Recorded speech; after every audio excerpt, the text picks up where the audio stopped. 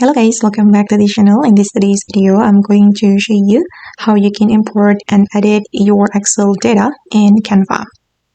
Okay, first you're going to open up the Canva. You can open the Canva website or the Canva application. Then you're going to create new document.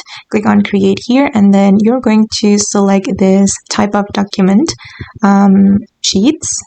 Okay, then I'm going to click on this option. Okay, and then new sheet will be created, guys, and you can import your data. Just go to the file and select upload file, and I'm going to choose my Excel data, this one.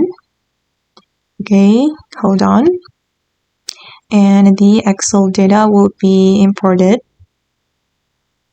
Okay, I think it has been uploaded. Okay, this one, and then you're going to click on this document. I'm going to click on replace current page. Okay, and your data from Excel will automatically move to Canva, and you can edit it right here. You can add table, you can create chart, and it's up to you. Now you can edit your Excel data using Canva.